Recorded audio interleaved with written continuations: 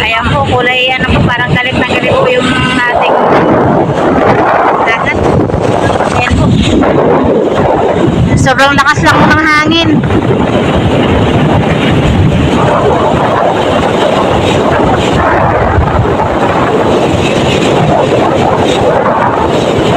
Parang galit na galit po yung alon. Kulay ano na, kulay brown yung tubig. Ayan po yung ano, yung mga puno. Bali magdamag po yung ano sa amin, kaya hanggang ngayon ay meron pa rin.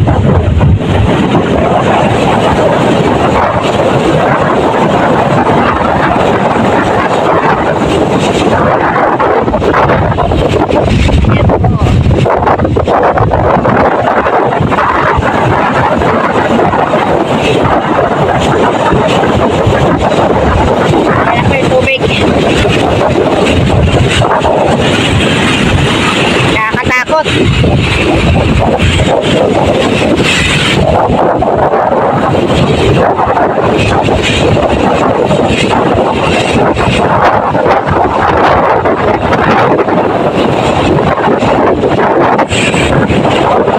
Sandbag tong nandito. Nakakatakot dito sa bahay na to, malapit. Kaya po kami pupunta kay Tinini.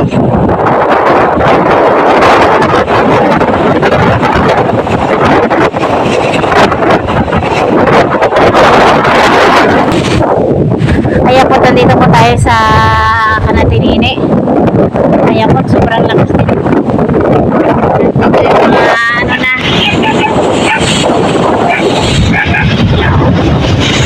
Yung puno po ay ano yan, malapit ng matumba. Ay yung bahay po ay nilagyan na ng pang ano, pabigat.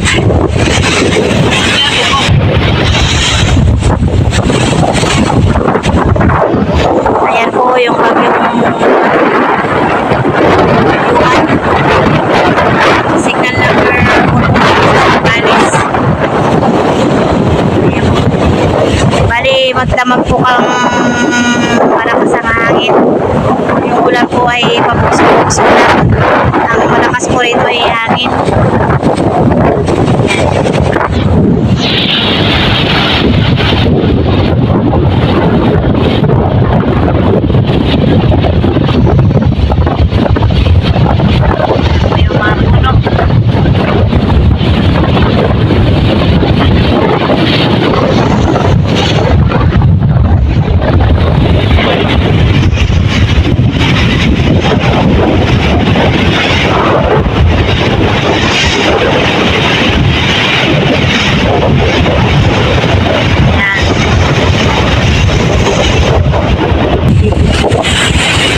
Kaya po yung mga bangka dito, nandito na sa gilid ng bahay, wala nang katig.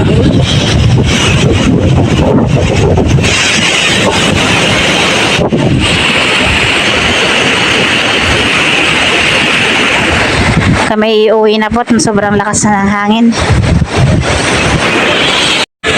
Ayan po, pauwi na kami ni Tito Deo.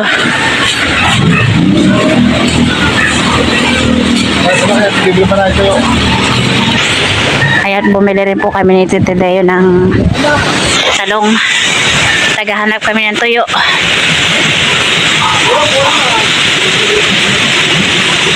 Yan, daming kalat.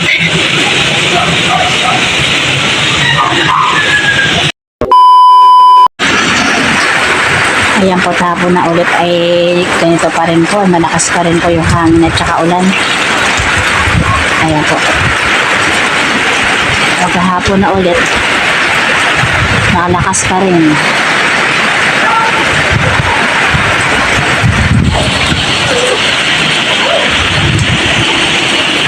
Ngayon po eh walang kuryente.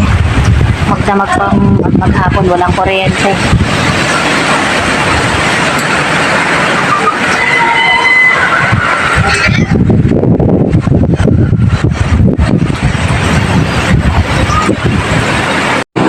Baka daw po ay bukas pa ito mawawala.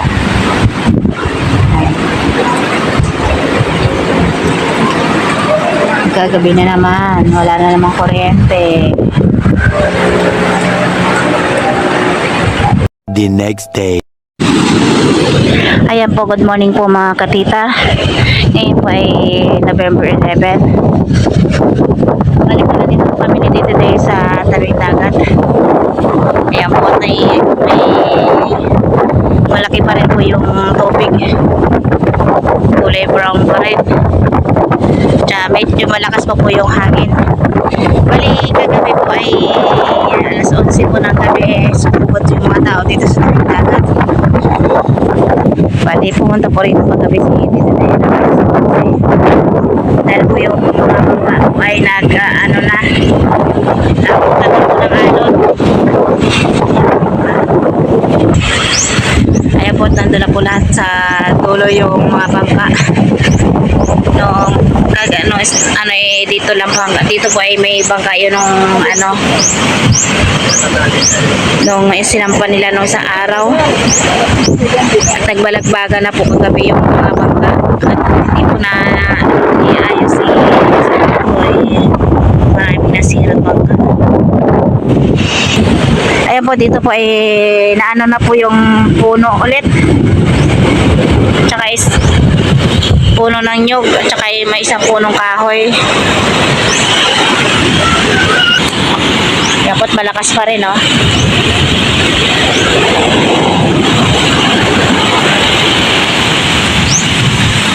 Ayan po yung isang puno dito, oh, natumba na. Ayan po. Yung mga puno dito ng nyug, ayan. At ito naman po ay isang puno ay natumba na rin.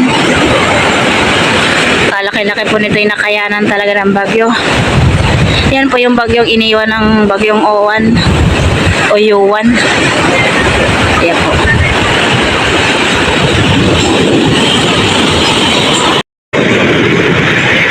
Ayan po dito may isang bahay po dito na naaabutan ng tubig at nasirang-sira po. Ayan po yung pinakita ko po kahapon nakatayo pa po yan. Ngayon po ayan na po. Ito yung puno ng nyog. At ito po yung bahay, ang bahay dito na naabot na. Halos kahalati na po.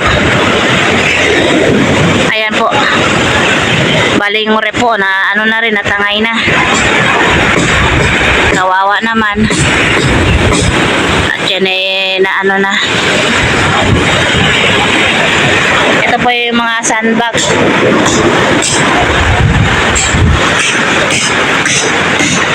Ayan po yung bahay na kalatian na. Kawawa naman po. Bali natangay na yung ref. Na yung ref.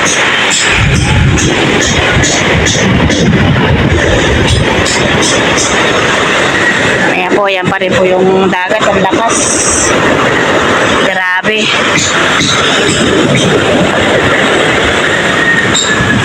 Ayan po.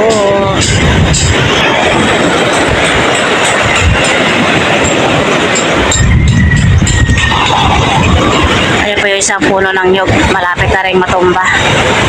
Ayan pa, isa pa. Ito po yung bakanting lote na may mga nakapader. Ayan po yung hanggang dyan na. Hanggang dyan na po siya. At ito po yung mga puno. Ayan po. Ayan na lang po yung natira sa mga puno. Ayan po, kahit puno ng nyug po talaga nakayan ng bagyo. Ayan, dito naman po sa natin ito na po yung nangyari. Ayan, nag-anuhan na po yung mga lupa dito. At buti naman po yung mga bangka dito ni natito ninyo tinong nakaayos naman. Pasyensya lang kahit marami pang basura. Yan po yung galing sa dagat, yung mga ng dagat.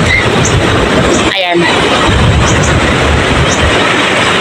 Ito ba yan? Dito po yung kanatinini. Munti ka na po dito maabot din yung nung kapatid ni Manong Jose. Ayan.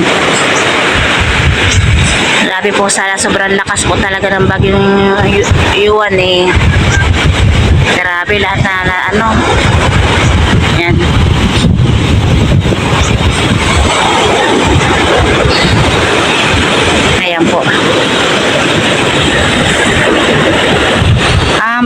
Yuan. Ang naiwan ni bagyong Yuan ay mas malala po yun nung bagyong nung nakarang mga bagyo. Ayan yung mga puno. Nagkatumbahan kahit may mga puno po dito sa tabing dagat nakaya pa rin ng bagyo. Ayan po hanggang ngayon po malakas pa rin. Grabe. Malakas pa rin at madilim pa rin po ang panahon.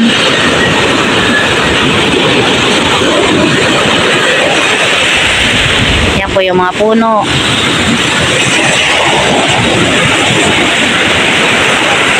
Yan mga yung lupa. Ayan po hanggang doon na lang po yan.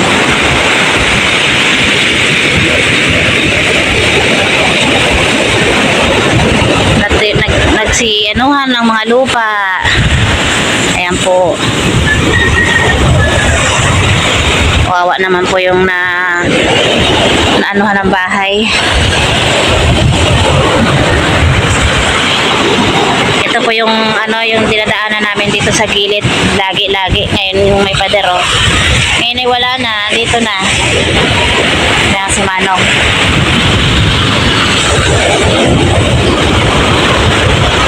Laki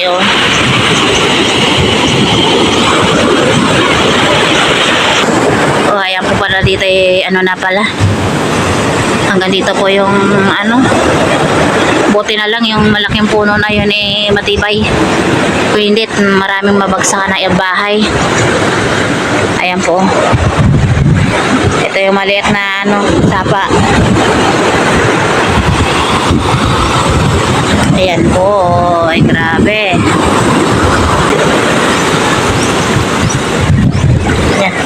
Pasensya na muna kahit maraming mga basura. Yan po yung ng dagat.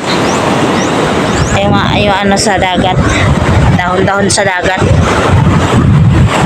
Ayan po hanggang dito po talaga lahat na talaga naabot na. Ito po yung puno ng nyug. Ayan.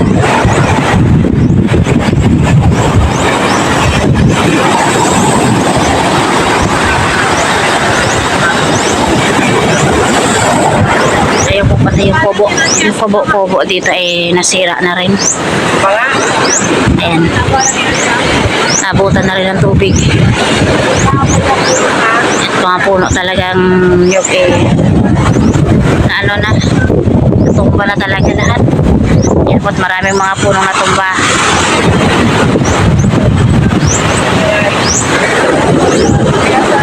Kahit po talaga may mga puno sa nakakaya rin pala.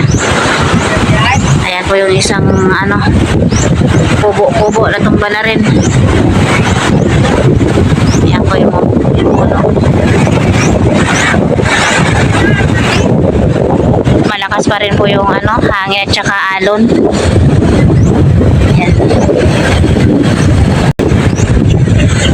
Parang sisimula pa lang ng bagyo pero ngayon November 11 na. Ayan, pauwi na. Papunta na muna ako at tumambo na.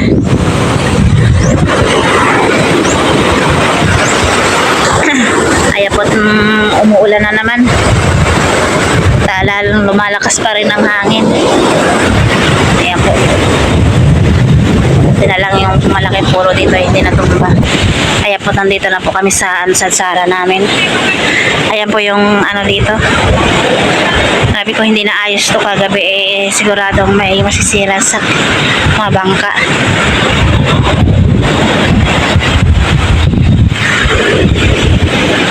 Ayan po yung mga bangka. Buti naman to walang nasira. Buti safe na safe yung mga bangka dito.